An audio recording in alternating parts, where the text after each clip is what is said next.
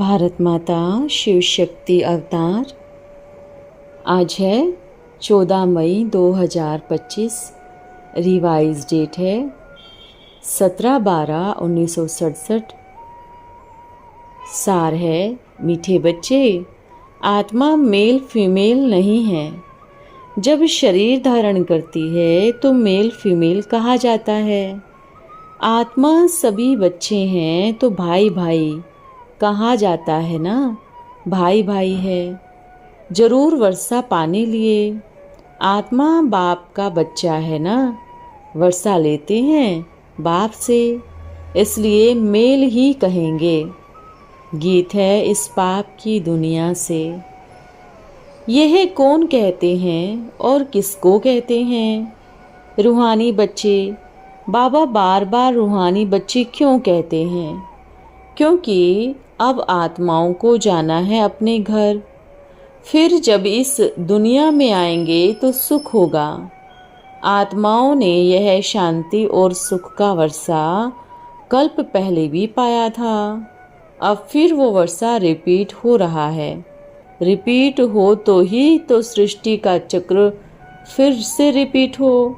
Repeat तो सब होता है ना, जो कुछ पास्ट हुआ सो रिपीट होगा।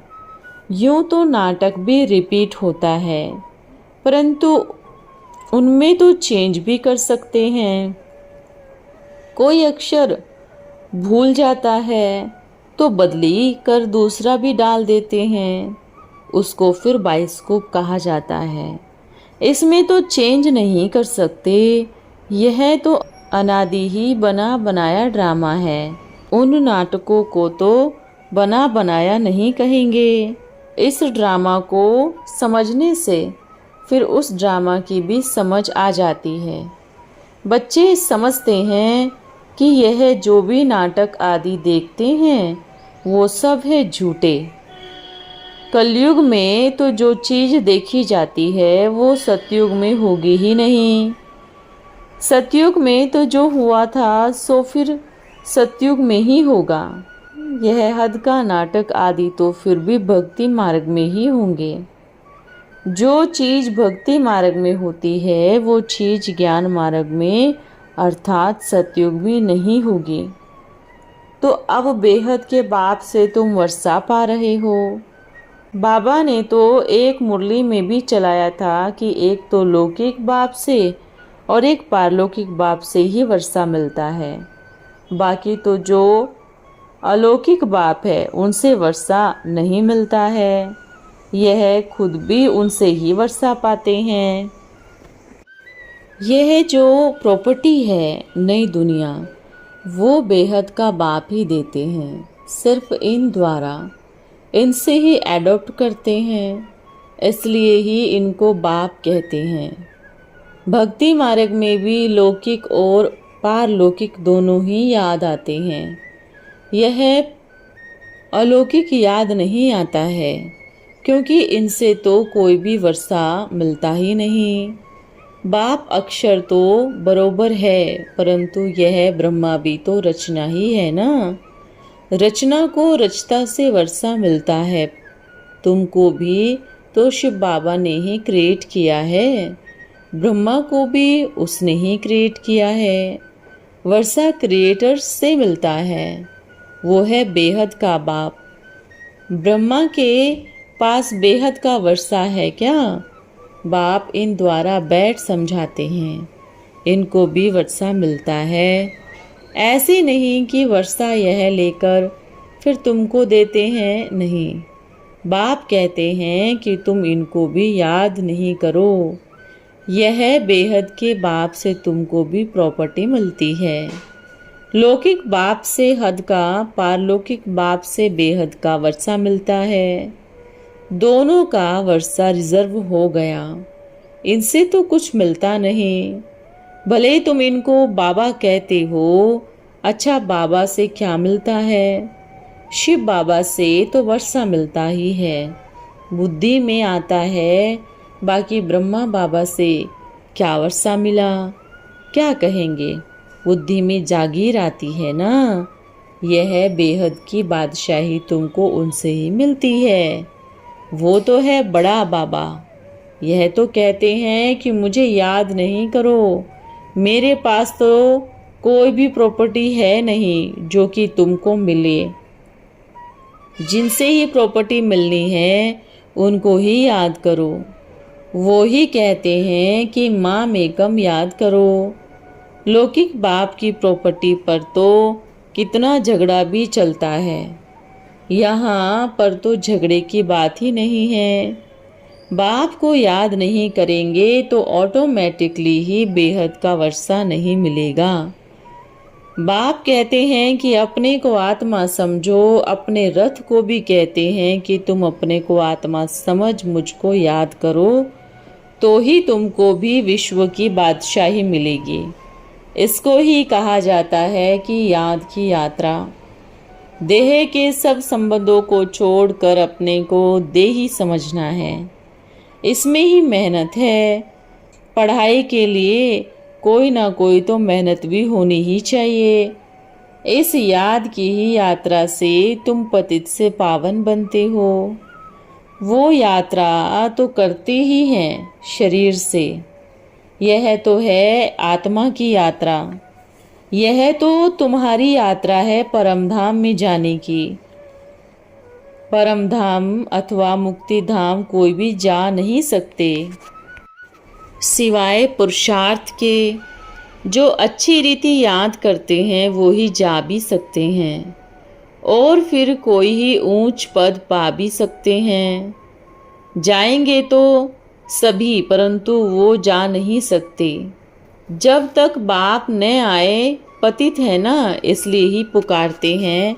आत्मा ही याद करती है। खाती पीती सब कुछ आत्मा करती है। इस समय तो तुमको देही अभिमानी बनना है। यही मेहनत है। बिगर मेहनत तो कुछ मिलता नहीं है। भी बहुत सहज, परंतु माया का अपोजिशन होता है।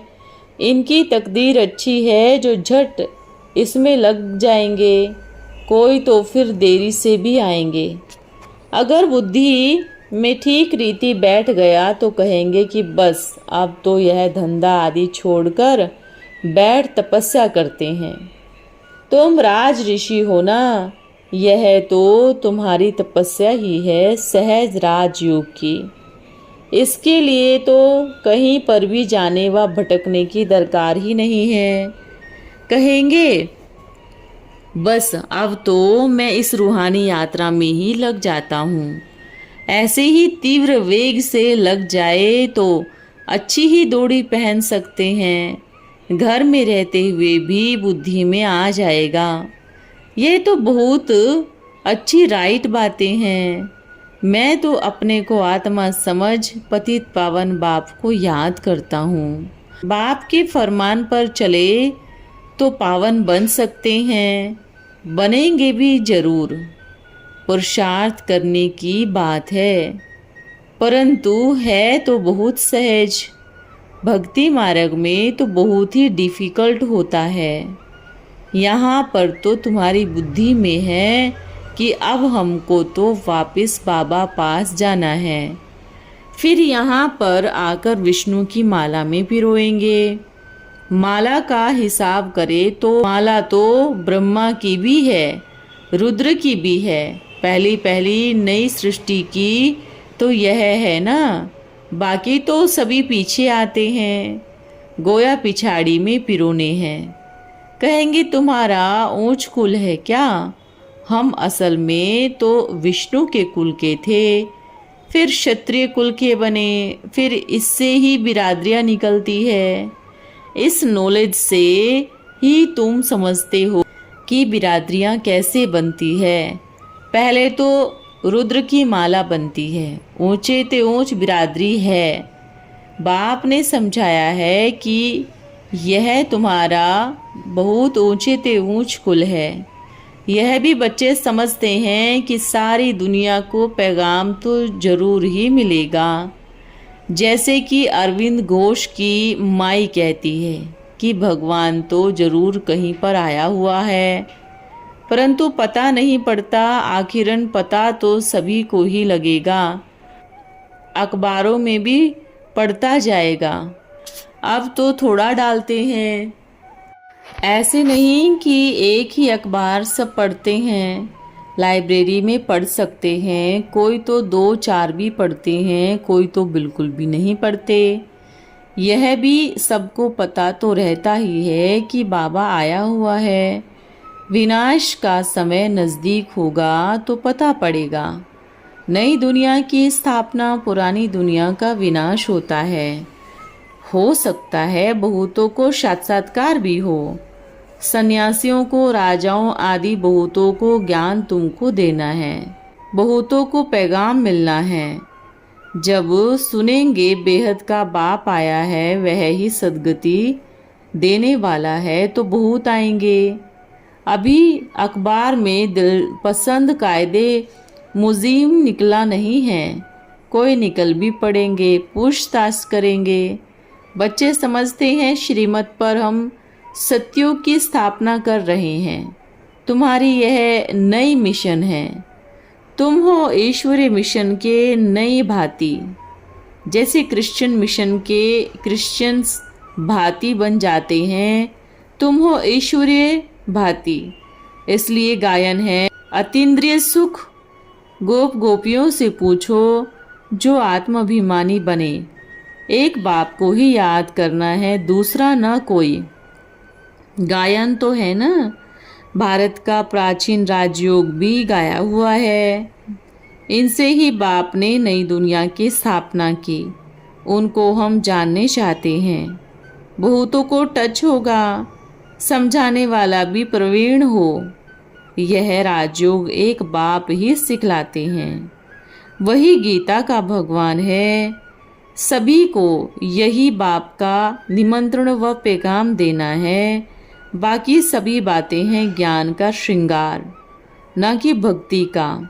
यह बाप ने बैठ बनाया है मनुष्यों को समझाने लिए। यह चित्र आदि तो प्रायलोप हो जाएंगे, बाकी यह ज्ञान आत्मा में रह जाता है।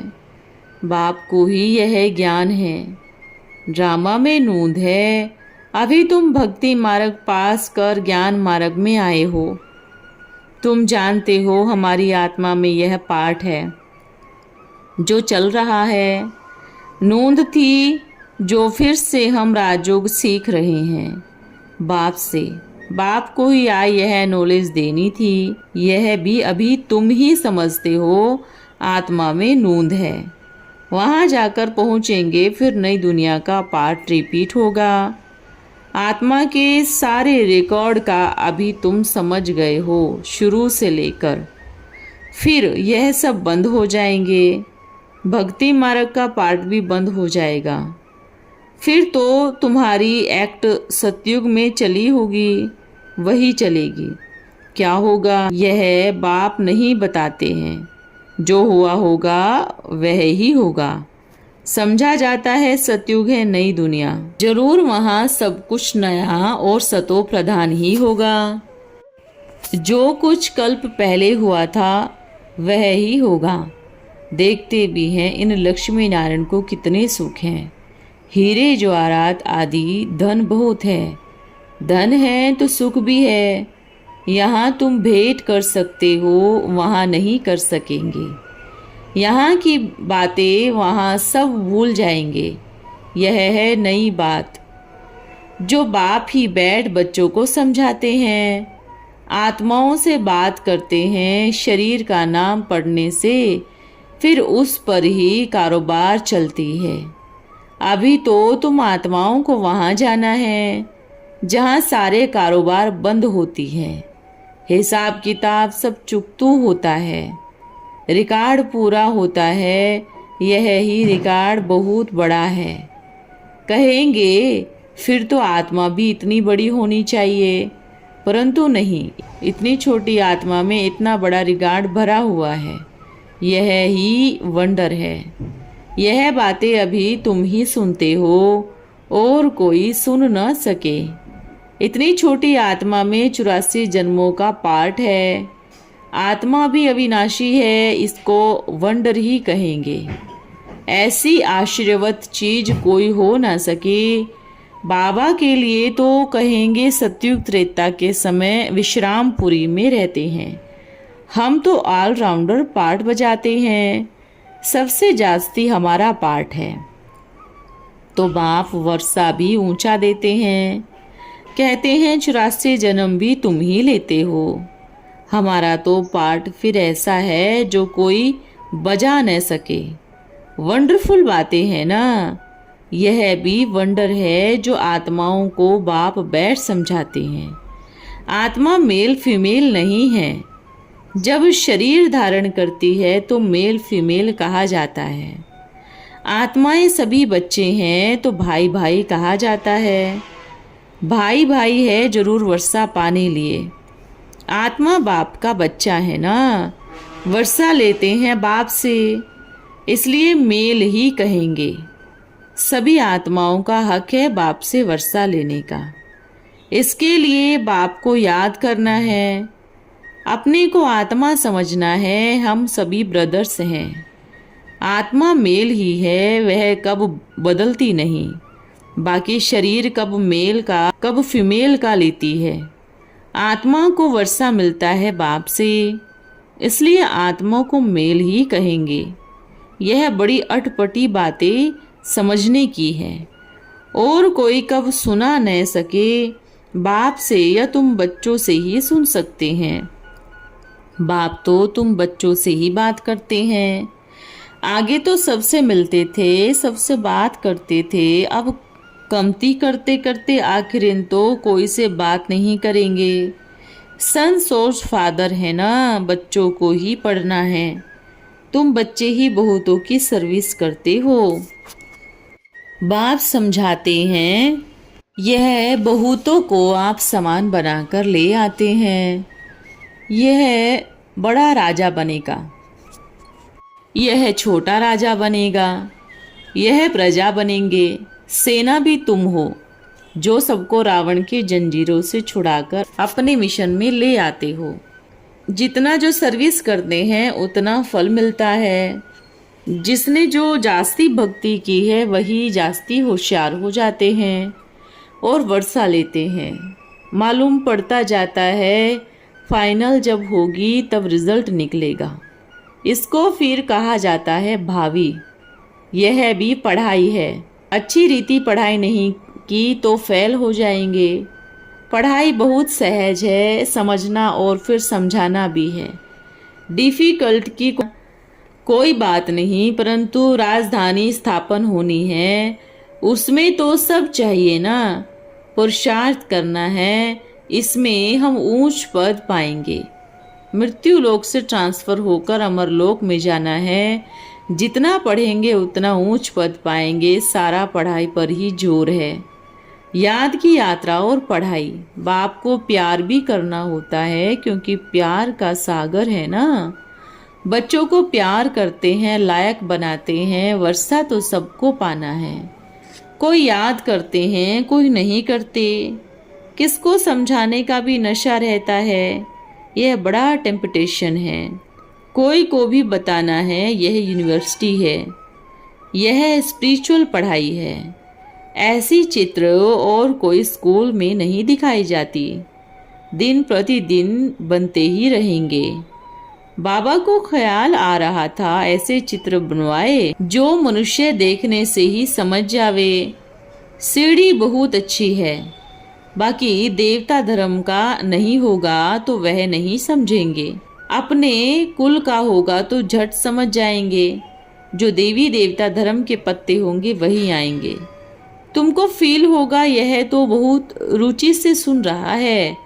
कोई तो चले भी जाएंगे। जिसने अच्छी भक्ति की होगी वह दिमाग से सुनेंगे। अच्छा, ओम नमः शिवाय आज का वरदान है, स्व परिवर्तक भव।